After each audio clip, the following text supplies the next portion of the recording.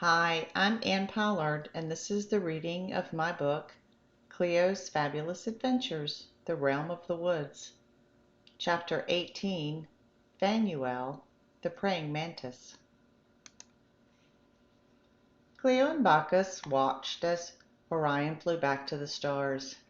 They were quiet for a moment, just looking up at the sky. Then Cleo turned to Bacchus and asked, "Are they all still here?" Bacchus chuckled and said, "They're always here, Cleo, just like Zuriel. You may not be able to see them with your human eyes, but you can feel their energy." "Okay," she said, "I still have so much to learn, but it's so fascinating. So where are we going next, Bacchus?" "Well, we're actually going to stay here a bit longer. There's someone else who wants to meet you," said Bacchus. "Oh!" exclaimed Cleo. "Is it a little green man?" She laughed. Bacchus laughed as well. "In a manner of speaking," he said. "In fact, he's been here since Orion came, observing." "Well, then I can't see him," said Cleo. "On the contrary," said Bacchus, "he's right in front of you." "I don't see anything, Bacchus," said Cleo. "Look closely," said Bacchus. "Walk closer to the tree. He's right in front of you." Cleo took a few steps closer to the tree. She was looking around for anything that was moving. She began to sense something was there, but she couldn't see it. "Be very still, Cleo," said Bacchus. "Use your intuition. You will see him." Cleo stood very still and began to relax into the stillness. She knew something was there. She watched the tree. Then she saw it. It was a praying mantis hanging on the side of the tree trunk. "How could I have missed that?" she thought. Bacchus laughed. "You see, Cleo, he really is a little green man." Cleo looked at this crazy green insect, and it was staring back at her, but it was frozen in time. There was no movement at all. He was bright green. He was about 6 inches long, and he looked like a green stick attached to the tree. His long front legs were reaching up to hold him to the bark. He had two more legs in the middle of his body, also attached to the tree, and two more legs at the bottom of his torso. His body was long and narrow with folded wings at the end, but the most amazing part was his head. It was triangular and had two bulging eyes at the top that formed two ends of the triangle. There were two small antennae on the top of his head. His mouth formed at the bottom of the triangle, and he had two small pincers that wrapped around his mouth. Even in the dark, Cleo could see him very clearly now that she knew where he was. As she stood very still, studying him, his head began to move, but it seemed like it was all in slow motion. Bacchus walked closer to the tree and looked up at the praying mantis. "Hello, Phanuel," he said. "Cleo, this is Phanuel." Cleo was now completely captivated by this little creature, and she said, "Hello, Phanuel. I'm sorry I didn't know you were here. It's nice to meet you." Phanuel moved his head a little more and said, "Hello to you all. I have certainly enjoyed watching the goings-on so far. Orion is a magical bird. And now I am pleased to have some time with you as well." Ah, time. What a curious thing. It's so linear in your world, Cleo. In my world, time is so different. "What do you mean, Phanuel?" asked Cleo. "How can time be anything other than linear? Isn't that the nature of time anyway?" Phanuel slowly moved his head a bit more and said, "That is the nature of time in your third dimension, Earth, yes. You perceive that there is a past, present, and future. It is that way so you can play out your adventure in your human body. It's quite unique in the universe, and it is of great interest to myself and the others. But in the broader universe and multiverse, there is only the present moment. It is something that you truly won't remember until you go back to your spirit body, so don't worry about trying to understand it. And that's not really what I want to talk with you about anyway. I would like to talk about truth, the truth of the universe. Shall we sit down? Cleo nodded, but didn't know how to sit down with a praying mantis. Phanuel said, "Just hold out your hand, Cleo, and let me climb on. Then you and Bacchus can sit down, and you can put me on your knee." Cleo smiled. "Everyone can read my mind," she laughed to herself. Cleo reached out for Phanuel. He moved so slowly. Every motion was deliberate but graceful nonetheless.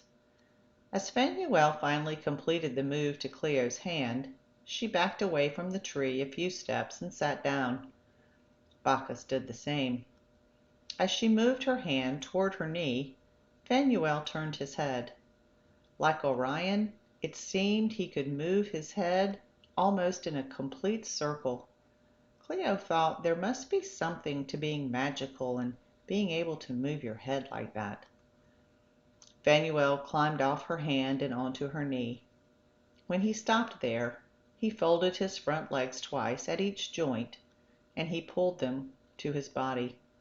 Now he really did look like he was praying. Cleo smiled. "Thank you, Cleo," said Phanuel. "That's much better." Then he looked up toward Cleo's shoulder and said, "Hello, Zuriel, my dear friend. I'm so pleased you and Cleo have found each other." Then with a slight nod of his head, in acknowledgement to Zuriel, he turned back to Cleo. "Now where to begin?" Phanuel said. "Cleo, the mantis beings have been around for almost as long as the universe itself, far longer than you can even imagine in your Earth-time perception. We've learned and played and raised our consciousness much like you're doing now, but through so many millennia, we are now highly evolved. We can sense the consciousness of every sentient being on planet Earth, all at the same time. And we help orchestrate your miracles, as you call them. We lay out the plans for every human so that all events line up exactly when they need to in your Earth timelines. So for example, let's say you wanted to meet the man who will be your next relationship, but he lives in Australia. We put together the series of events over years and years that will ultimately bring you together to meet. Maybe at the sanctuary where Netzach lives. All of it is perfectly orchestrated by us. You see, time is irrelevant to us. As you on Earth would say, we can watch grass grow. Patience is something most of the humans still have not adopted. They want everything in the next minute. They live in the future or the past instead of enjoying each present moment. No judgment, they're still learning the ways of the universe. But we mantis have so much fun doing this. It's important to have fun, Cleo. That is what you were meant to do here on Earth, play. That's the other thing most of you are still learning. Cleo was mesmerized at Phanuel. This all sounded so incredible, but yet she totally believed everything he was saying. She just knew it to be true. "I bet you could tell some amazing stories, Phanuel," she said. "Oh yes," he said. "We are the masters at observing, and we can teach you the art of letting things come to you, Cleo. When you have the knowing, like you just thought about, then you don't have to push or chase things. Good things will come to you when you allow them, and you will know they will happen." It is, I think, the greatest part of being able to play the human game. Yet so many do not want to understand that, at least not yet. They're still absorbed in just playing the 3D game. But now you know something different, Cleo, and that makes you very special and unique. And when you work on your consciousness and are able to hold your higher vibration for longer and longer periods, you will see the miracles that Orion spoke of. Miracles that you cannot even imagine right now. And then you will really understand that consciousness and frequency move energy into form. That's the key, Cleo. Then let us do our thing to make it manifest. I would love to understand more, Phanuel, said Cleo. How would I do what you just described? Phanuel shifted his head just slightly. The darkness was beginning to move into light, and he seemed to be beckoning it forward. He said, just as you are now seeing the darkness move to light, Cleo, Earth has been in a sleeping darkness for a long time in your Earth years. It is now moving into light, into higher consciousness. Gaia's consciousness is rising, and so must yours to match her frequency. Of course, this will happen over decades, but it is now coming closer. You know how to raise your frequency already. The things you have learned about meditation and the way of the other worlds have shown you how to move into a different frequency. Think of it as a dial on the old radios. You turned into different frequencies to get different broadcasts. The same is true for your consciousness. So when you're meditating, you can choose to turn into whatever frequency you wish. But you must do that through your heart chakra. You cannot think it so.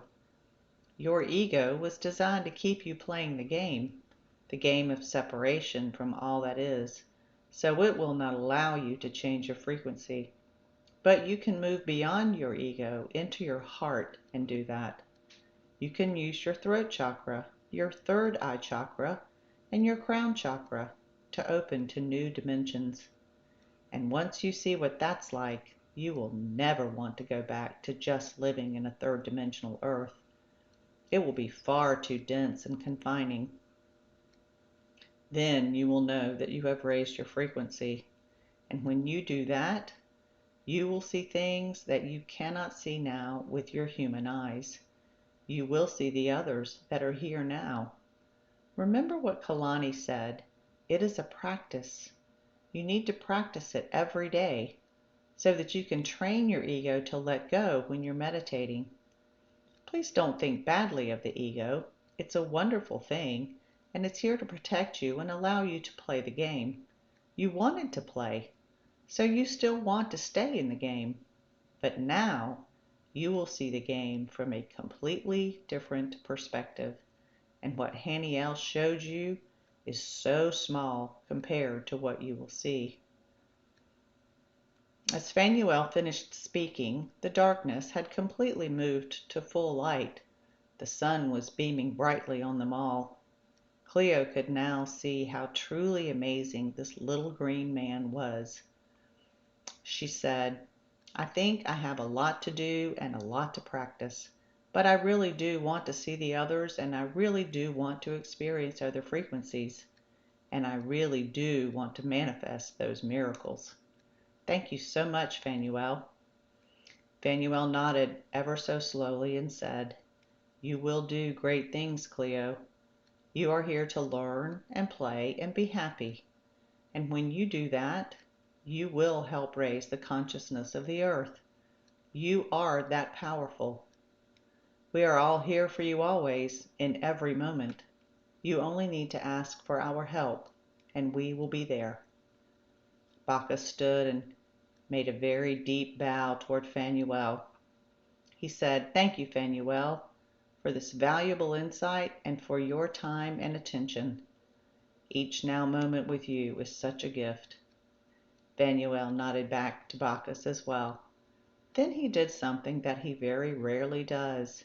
He raised his wings and flew back to the tree. And after he landed, he became frozen in time again. Thank you for joining me. Have a fabulous day.